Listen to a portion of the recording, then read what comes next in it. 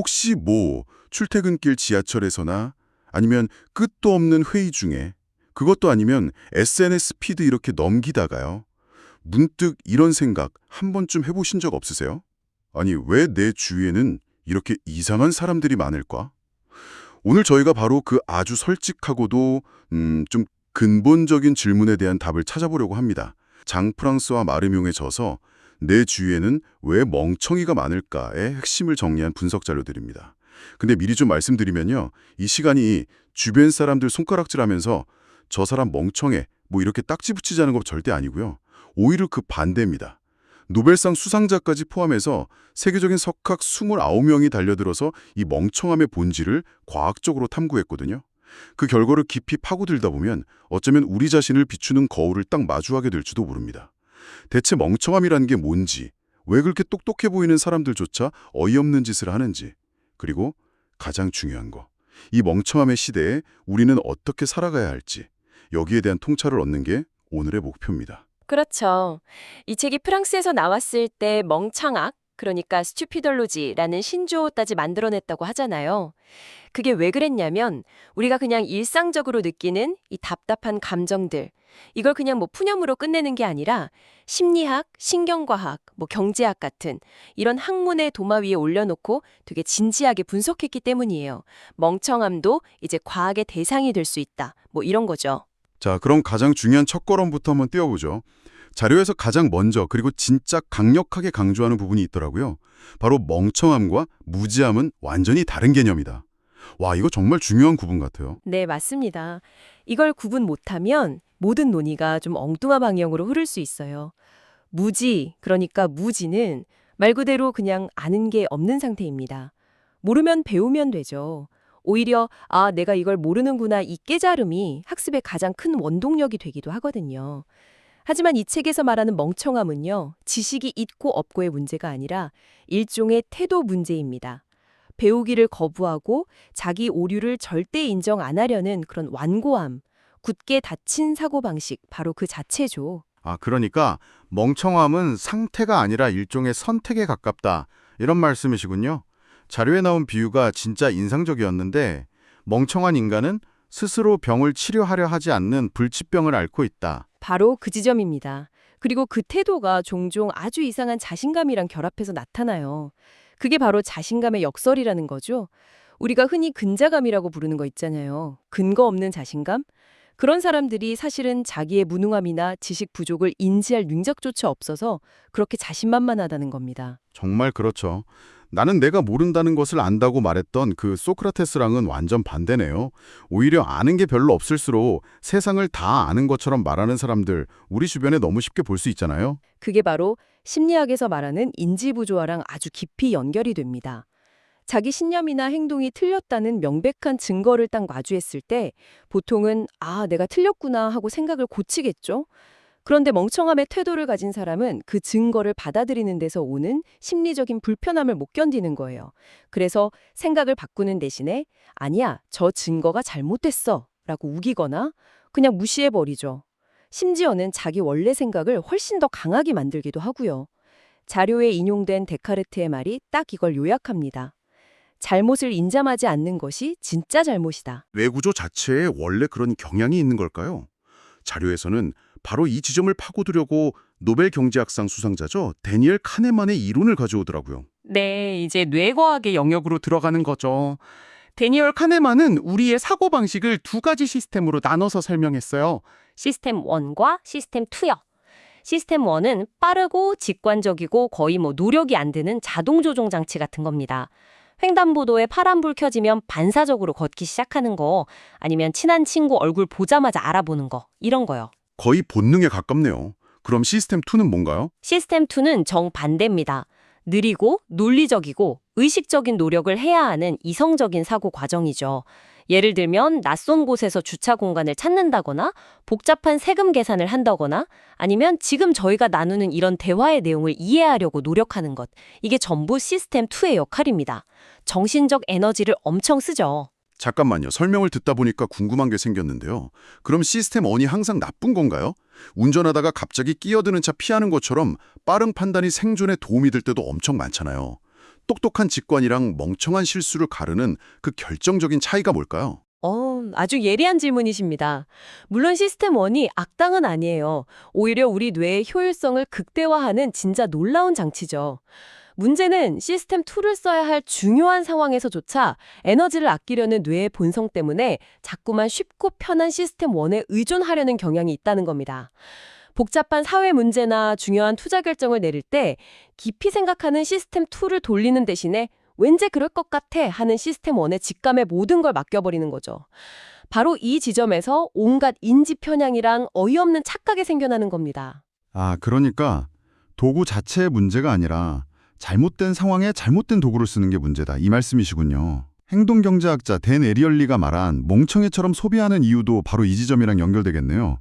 저도 가끔 스트레스 받으면 앱 켜서 의미 없는 물건들 막 장바구니에 담고 결제까지 한 다음에 다음날 아침에 후회하거든요. 이게 다 제 시스템 1의 폭주 때문이었군요. 정확합니다. 인간이 통계나 확률을 얼마나 엉망으로 이해하는지를 보면 더 명확해져요. 자료에도 나온 것처럼 당첨 확률이 수백만 분의 1밖에 안 되는 복권에는 엄청난 기대를 걸면서 그거보다 훨씬 높은 확률로 발생하는 교통사고나 건강 문제는 에이 설마 나한테 일어나겠어 하고 무시하죠. 우리 뇌가 본능적으로 그렇게 합리적인 판단을 하도록 설계되지 않았어요. 그래서 정보가 제시되는 방식, 그러니까 프레이밍 효과에 따라서 똑같은 내용도 전혀 다르게 받아들여요. 90% 무지방 우유는 건강하게 느끼지만 10% 지방 함유 우유는 뭔가 좀 꺼림칙하게 느끼는 것처럼요.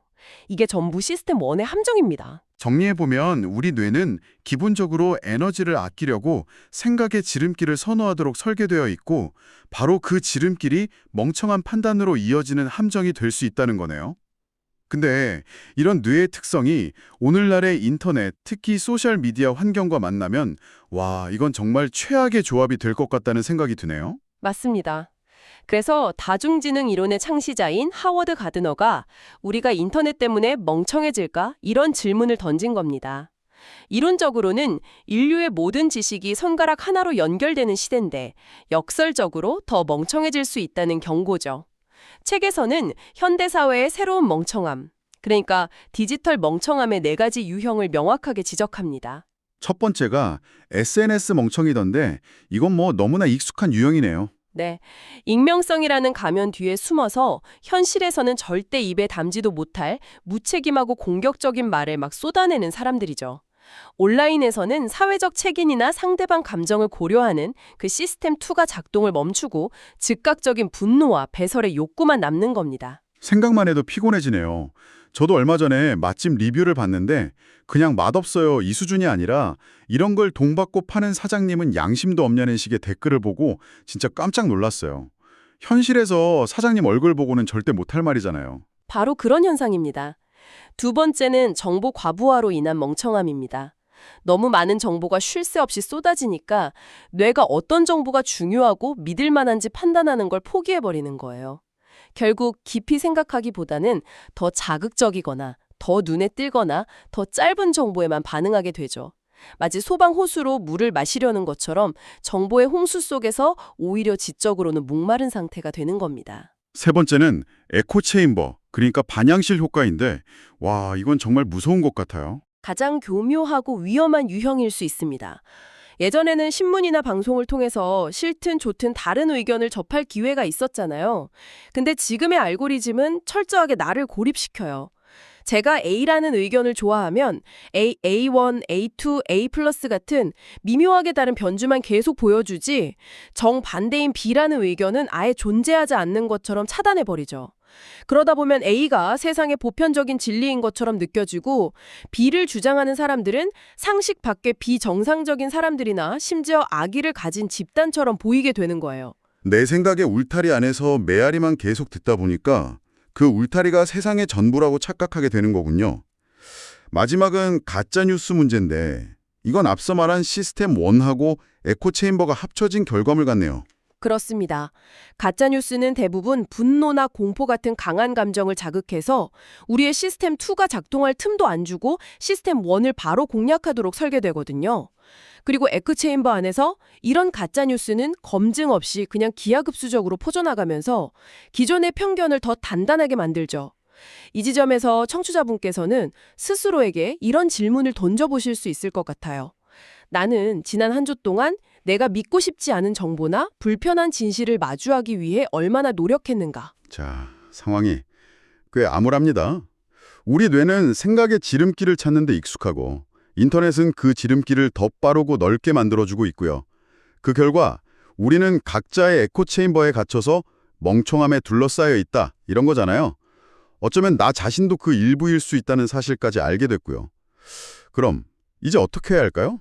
이 모든 걸 알았으니까 이제 주변의 멍청이들이랑 싸워서 이겨야 하는 걸까요? 놀랍게도 책에서 제시하는 핵심 전략은 그 정반대입니다.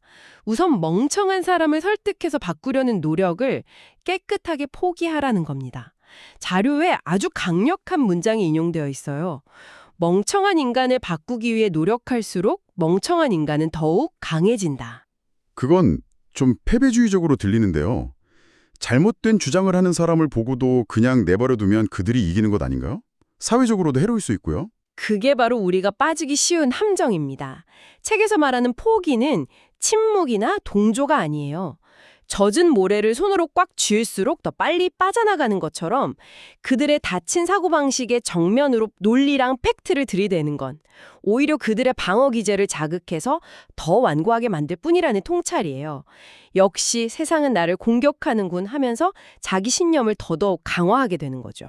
그럼 설득도 안 되고 무시할 수도 없고 대체 어쩌라는 걸까요? 흥미롭게도 책에서는 멍청함을 비판하고 멍청한 것을 향해 멍청하다고 말해야 한다고 조언합니다.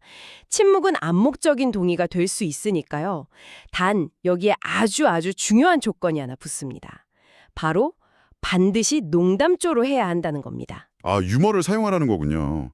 심각하게 당신은 틀렸어 라고 말하면 상대는 방어벽을 딱 치지만 유머는 그 벽을 살짝 우회해서 메시지를 전달할 수 있으니까요. 정확합니다. 심각한 비난이 아니라 위트와 풍자를 통해서 문제의 핵심을 짚어내고 그 상황의 부조리함을 드러내는 방식이죠. 이건 자기 자신에게 적용할 때 훨씬 더 중요합니다. 누구나 멍청한 실수를 할 수 있잖아요. 중요한 건 그 실수를 발견했을 때 아니야, 그럴 리가 없어 라면서 방어적으로 나오는 게 아니라 와, 내가 이런 멍청한 생각을 다 했네? 라고 웃어넘길 줄 아는 태도입니다. 그런 유머러스한 자기 객관화가 바로 멍청함에서 벗어나는 가장 확실한 첫걸음이 되는 거죠. 그렇군요.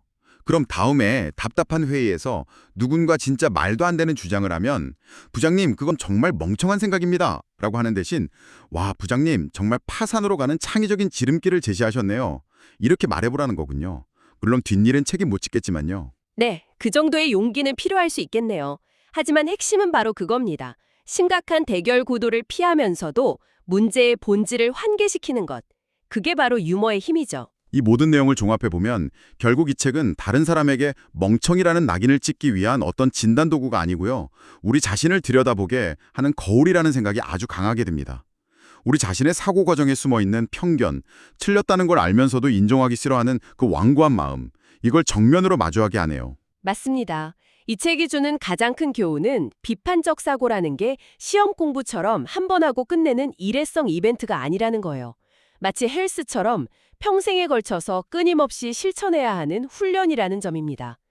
타인의 멍청함에 분노하고 좌절하는 대신에 혹시 나한테도 저런 모습이 있지 않을까 하고 돌아보는 자기 성찰의 계기로 전환할 수 있는 아주 유용한 도구 상자를 제공하는 셈이죠. 청취자분께서도 한번 생각해 보실 만한 마지막 질문을 던지면서 마무리하겠습니다. 책의 결론에 나오는 어찌 보면 가장 도발적이고 주요한 문장입니다. 만약 내 주변에 멍청이가 한 명도 없는 것 같다면 혹시 그 멍청이는 나 자신일지도 모른다. 다음에 혹시 답답한 회의나 끝이 보이지 않는 온라인 토론에서 화가 막 치밀어 오를 때 이 질문을 조용히 한번 떠올려 보는 건 어떨까요?